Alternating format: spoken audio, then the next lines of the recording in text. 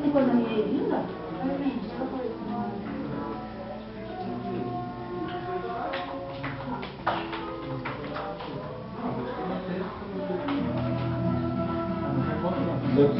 Aí ele canta no banheiro.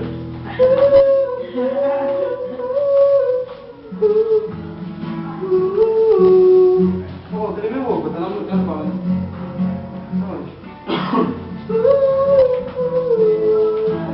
Você vai pra banheiro, tu? Acho que tem gente na minha frente. É o Renato agora. Renato, é tu que vai entrar no banheiro agora? Vou. Tá. Diogo, vamos no Luigi. Sua casa? Valeu. É caô, cara. Tu não é o suficiente pra ir de Luigi. Não vai de Luigi pra casa?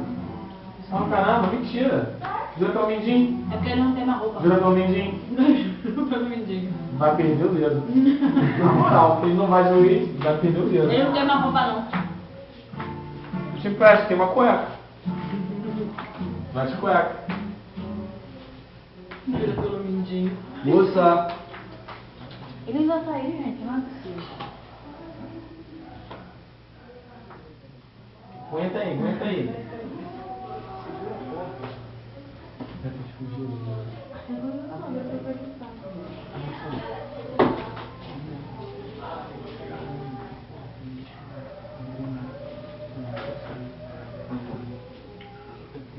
Aline, eu quero cagar, você vai demorar muito?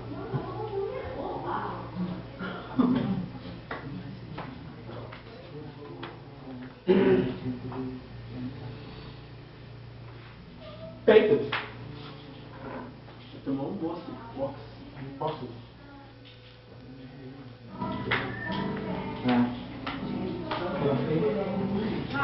Fecha.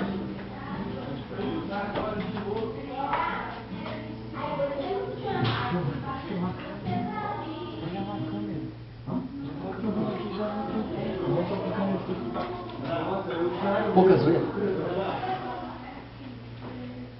Quero ver outra vez seus olhinhos de noite serena.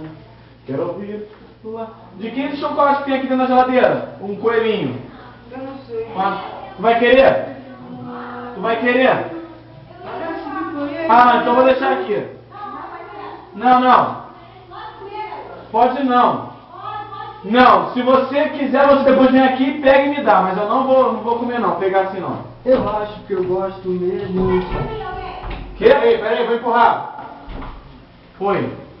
Não, tu pega e me dá, Aline, na moral. Ai, meu Deus. Me dá outro chocolate aí.